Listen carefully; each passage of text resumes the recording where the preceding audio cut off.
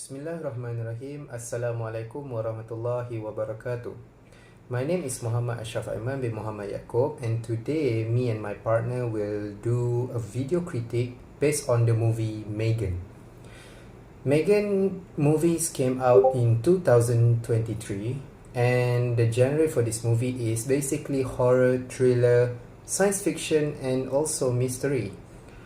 The movie duration is about 1 hour and 42 minutes, and it was released at January 6, 2023. This movie is directed by Gerard Johnson, and in this movie starring by Amy Donald, Jenna Davis, Alliston Williams, and also Violet McGraw. The movie was made by the famous horror movie Asian director, which is also a James Wan, the director of Annabelle and Conjuring, and also Insidious, and also besides him with Akila Cooper. So, for the synopsis of M3gan, M3gan is a Marvel artificial intelligence, a lifelike doll that's programmed to be a child's greatest companion and also a parent's greatest ally. Designed by Gemma, a brilliant robotician, M3gan can listen, watch, and learn as it plays the role of friend and also a teacher, a playmate, and also a protector. When Gemma becomes the unexpected caretaker of her 8-year-old niece, KD, she decides to give the girl a M3gan prototype, a decision that leads to unimaginable consequences. Bruce. Is he a toy? Yeah, kinda. He's a proxy robot I built him when I was in college. Why doesn't he have a face? I know what you mean. It's a pretty obvious design flaw. Okay, hold on, let's see what we have.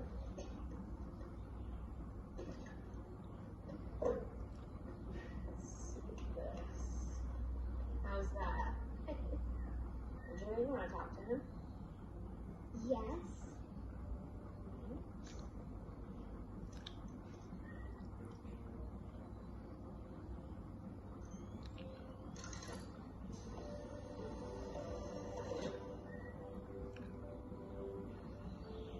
Hey, Katie, what's up? Give me 5. Oh, come on, you can do better than that. Astro, not so hard. How does he work? Are you sure you want to know? It might freak you out. I won't get freaked out. So much for that part. I will start for the critical incidents. I will be starting for the positive critical incidents which occurs in this film. Okay, the first critical incident is on the scene where Gemma was explaining to her niece Katie about her robotic invention, which named Bruce. Which Gemma just shelved it in her garage because, according to Gemma, Bruce had a flaw in the design. But during the scene, it shows that Katie was not interested initially. After he just fit in the new environment with her auntie, and he just had been looking around the garage and saw Gemma was doing the sketching in this 3D model in her laptop, and he just looking around, and then he saw a robot, a giant robot, a tall robot named, and then she asked Gemma, what's this? A robot named Bruce, and then he just nearing the Bruce and Gemma wearing the electronic glove and start to move Bruce remotely from distance, and Katie was he felt impressed with this invention of Gemma inventions, and this shows that where the theory a good verbal communication or one-to-one communication and can attract a person's interest, even though initially this person have no interest, but after having explaining and a good a good one-to-one communication, can change one interest immediately. And Katie herself praised her auntie's inventions, Bruce, and he just simply could not believe that her auntie designed all this stuff. So this, in effect, that so that good communication of one-to-one communication may attract the interest of another person. And as far as recommendations, this has to be, the interpersonal communication must be applied and practiced in workplaces, in our workplaces. As you can show the new, and let's say we have a new co-worker, employee in the company or the department, and we can show him and guide her or him through all this, and what are we doing, or what is my department is working on, and what is your department is working on. So we can show him or her what we do, and really can attract her interest to really put her mind, and yeah, I can start to work here, and I can do what this person is explaining to do. So that is for the first part.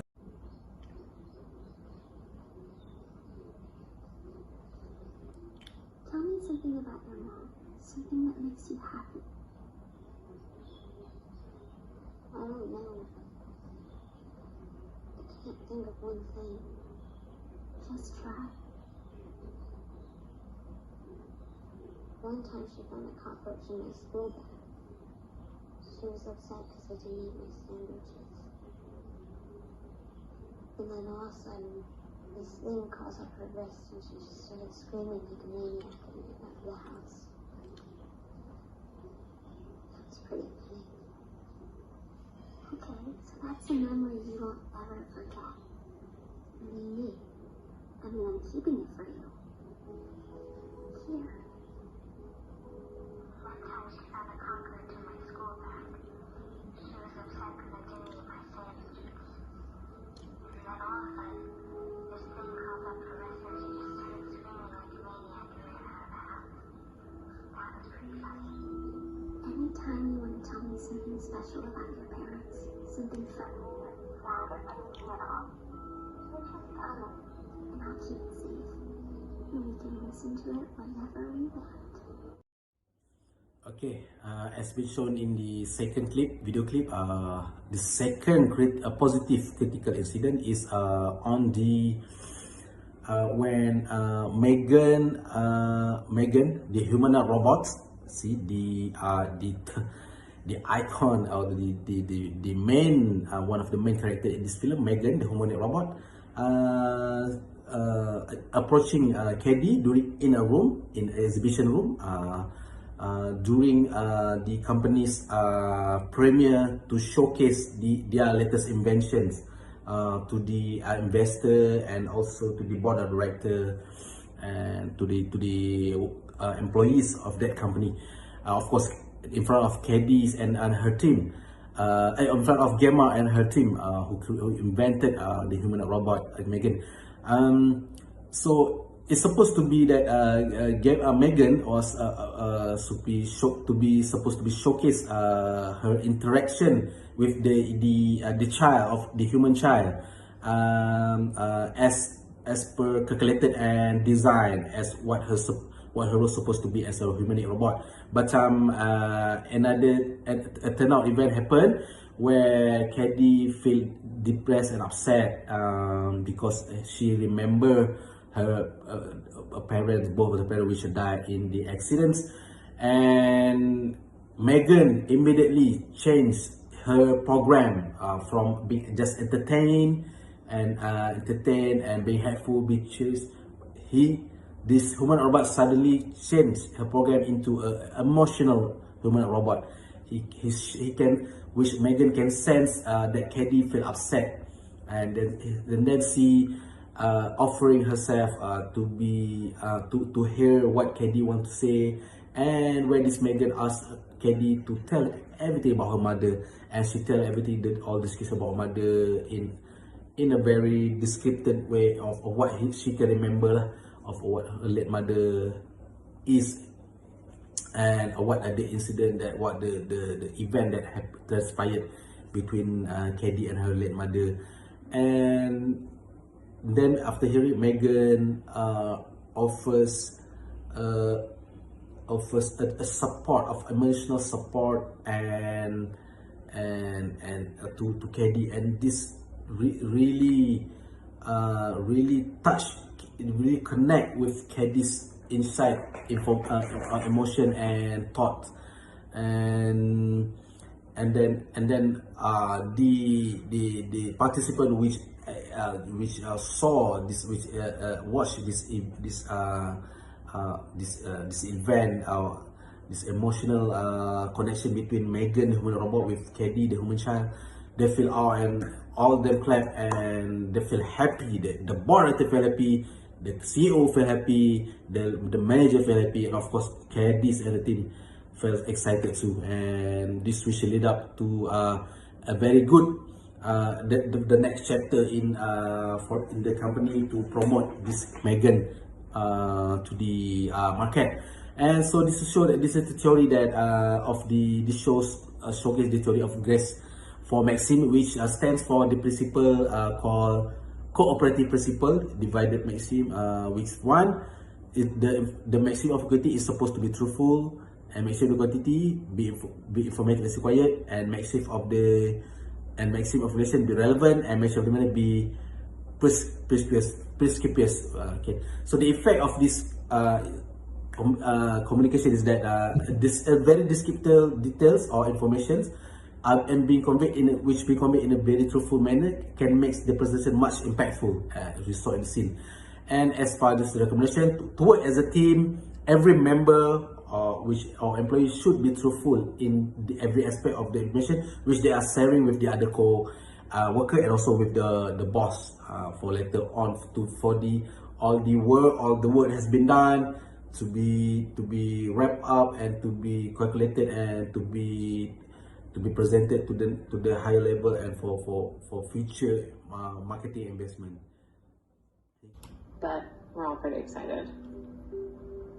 And so they spend quite a bit of time together. Yeah, that's essentially how M3gan works. She has to be part of the child in order to learn. M3gan's actually been pretty instrumental in helping Katie get over the loss. It's honestly like she's part of the family now. Right. Do you know anything about attachment theory? When a child loses a parent, they look to form attachments with the next person that comes into their life. The person is going to provide love and support and serve as a behavioral model, which in an ordinary situation would be you, right? But you've created a toy that's so real, it's possible that Katie might not see her as a toy, but as a primary caregiver. I guess. To the third positive critical incidents, this is actually the scene where after the Lydia, who is the advisor or the observer from the welfare department, who tends to observe the relationship between Kadis and Gemma, her auntie. And during the observation session, he looking at Kadis drawing, and that Lydia felt sensed something is not right there, where she asking Kadis some question, and Kadis felt sad and depressed, and he cried and has tear in his eye.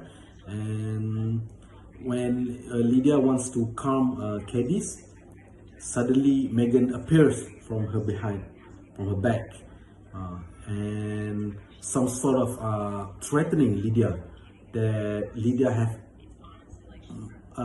intentionally make Kadis sad and trying to somehow manipulate Kadis.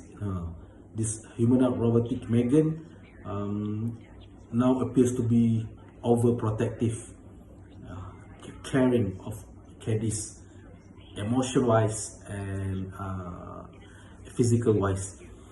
And so after that, Lydia went on having some question with Gemma and asking whether she know, taking the person she told her that how impressive of M3gan, how this design invention this robot is so intelligent. But and then she asking Gemma, do she know anything about acceptance theory? So this is where the acceptance theory come out. Acceptance is it basically where when a child lose a parent both from accident or anything, both from a death, a dead parents, and the child will look into form of another attachment with the next person who comes with they come in their life, the caretaker, the grandfather, grandmother, and this person is going to provide love and support and serve as a bare model. So this child will look upon this new caretaker or this new family relative who taking care of them. And the effect of this of a very good observation, deep emotion between Cadis, based on and telling him what is this Cadis development, is that the effect is a proper handling and real attention to certain test aspect is paramount in making a test achievable and successful. So this is what transpired in between the conversation between Kedi and Leah, or the way that she know and tell her what based on what he find out based upon his observation. So the recommendation is a personal and real attention of a person is irreplaceable by a robotic humanoid, no matter how intelligent they are, how great the technology is. And therefore, an interpersonal skill of an employee is important and has a greater impact in the information sharing information and in the way it been delivered, the delivery of the information. Indicates what? I don't know. I'm not sure. About what? Well, why would you want Megan to do all that stuff? Their emergent capabilities. She'll be able to do all of that and more. Okay, well, does any of that bother you? I mean, I thought we were creating a tool to help support parents, not replace them. I mean, if you're having Megan tuck Katie in and read her a bedtime story, then when are you ever spending time with her or even talking with her? I don't really think this is any of your business. Well, it is. If you're spending less time with your child as a result of Megan, that is something we should be aware of. She's not my child. Look, you know how hard I've been working on this presentation. As soon as it's over and the board agrees to proceed, then we can establish some kind of balance. But for now, it's important that Katie and Megan spend as much time as possible together. By the way, I don't think it's having detrimental effects because she's the happiest she's been since her parents died. So in this scene, we can see that Gemma noticed that Tess was being silenced, even though she gave the explanation about how Megan works and what's the perk that Megan has. But however, Tess was being silenced, and that triggers Gemma on asking her why is she being that, what is in her mind. So when Tess said that Megan was supposed to be a supporter for the parents to help raising their child, not to replace them, Gemma was not concentrating on that point, but she more intends to focus on achieving her goal to make Megan a successful project. So as we can see in this scene, there's a negative theory that happens between both of them, which is the first one is non-verbal communication, where Gemma noticed that Tess was being silent even though she had something to say. What's in her mind? There is something in her mind that she's supposed to say, but she was being silent. But the expression of her makes Gemma notice that she has something in her mind. And for the second theory is avoidance, where it's supposed to be that Gemma accept what Tess supposed to imply, because what Tess said is the correct thing actually. Megan is supposed to be a supporter for the parents instead of being a replacement for the parents. So the recommendation for this scene is that in order to improve the situation, Gemma should accept what Tess has to say, because of what her said is the path that is for the greater good.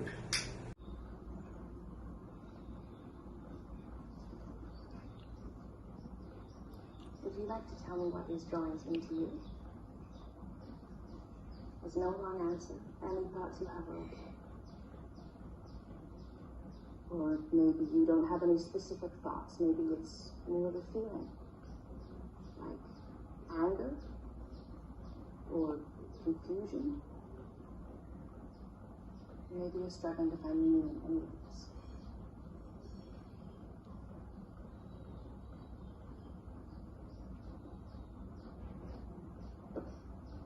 Based on this scene, what I can say is that the therapist was trying to understand what Megan has in mind when she was drawing the drawings.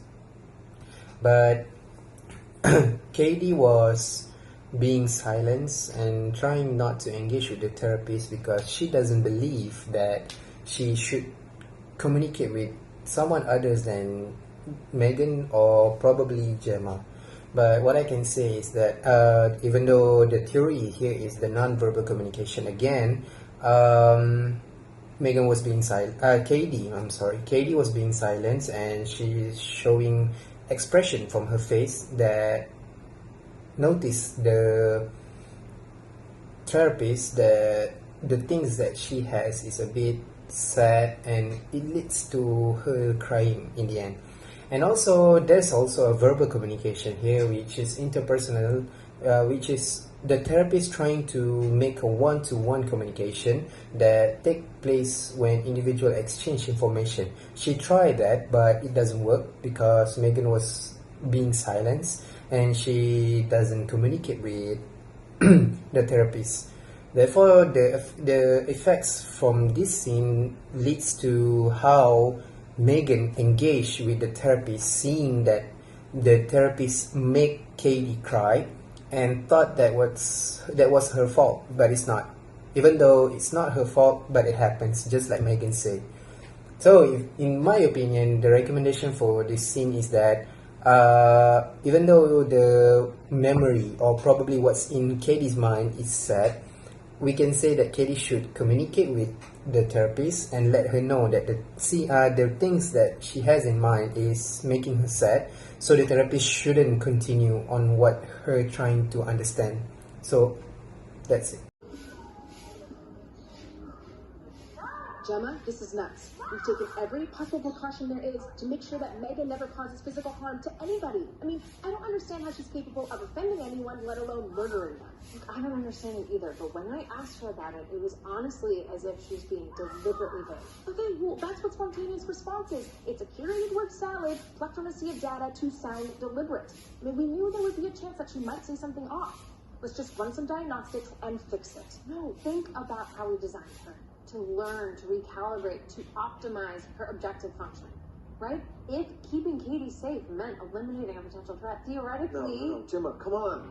This is impossible. Look at her. She's a toy. She's 4 feet tall. How big is your neighbor? Megan was responsible. It would show up on the GPS. That's the thing. All the 5 days, correct? Nothing's backed up for 2 days. We're about to launch this to the world in less than 4 hours. What are we supposed to do? Well, if Megan's responsible, we can't launch this. Gemma noticed that something is wrong with Megan, and she is responsible for the mysteries that happened in the past few days. So she tried to tell her crewmates that what happened is technically Megan's fault, and she's trying to make her crewmate believe that even a toy can do what a human can, because she is programmed to learn and to protect Katie at all costs, physically and emotionally. So she thought that even though it's just a toy, if there is a potential threat that is coming for Katie, she still has to protect her in any cost. So basically, there is a verbal communication here, right here, that happened. It was small group communication between Jess. It's not Jess, so my bad. It's between Gemma and her crewmate. So basically, small group communication happens when two or more people are around. So for them to achieve certain goal or accomplishing certain goals. So basically, if what they need to do here is that they have to discuss it. So to discuss a specific issue, which is Megan is responsible for the mysteries. However, there's also a non-verbal communication when Gemma was trying to explain how Megan was behind all the mysteries, but Tess didn't try to understand and try not to believe that it's all Megan's fault.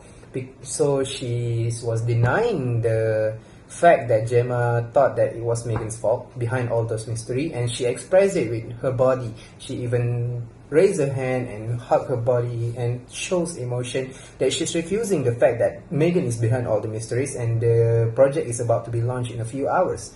So as a result for this, they didn't cooperate enough they didn't do it enough in the time they have, and they didn't cooperate together to settle the problems. Basically, Gemma take Katie's home, and Tess and the other guy bring Megan to the lab for a checkup. But instead, something bad happens. That's the result. That's the bad effect there, because they didn't cooperate together. Even though Gemma suspected, Gemma should be the one that be there to spot the problem and settles it once and for all. So basically, what my recommendation for this scene is that Gemma's crewmate should be more acceptance, because basically Gemma and Katie was with Megan the entire time, and she know what Megan. She know the potential that Megan can do. So basically what happened is that she suspected and she told her crewmate to fix it.